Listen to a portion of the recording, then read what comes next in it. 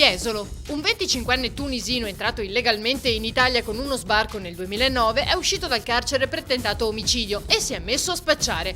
Per lui sono scattate nuovamente le manette quando un equipaggio della sezione anticrimine del commissariato, durante un normale servizio di controllo, l'ha notato nei pressi di una farmacia mentre indossava un passamontagna.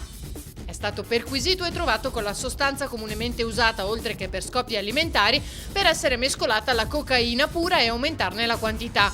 In casa poi hanno trovato 27,5 grammi di cocaina pura. Chioggia. Una 32enne italiana di origini sudamericane ha tentato di gettarsi in un canale, ma è stata salvata grazie all'intervento tempestivo di un poliziotto. L'agente, dal bordo di un'imbarcazione, è riuscito non senza difficoltà ad estrarla dall'acqua. Una volta al sicuro, la donna, in evidente stato confusionale, ha però nuovamente tentato di gettarsi in acqua, colpendo e graffiando l'agente che, anche grazie ad una coperta lanciata da un passante, è riuscito a fermarla. Sono intervenuti anche i vigili del fuoco per riportarla sulla banchina e affidarla ai sanitari del 118.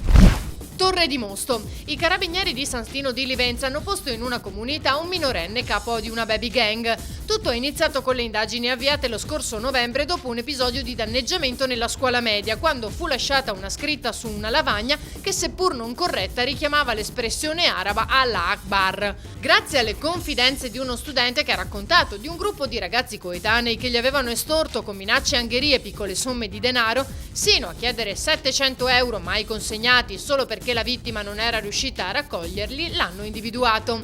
Il capo della baby gang era un ex alunno che continuava però a bazzicare in zona e perpetrare estorsioni ed episodi di bullismo.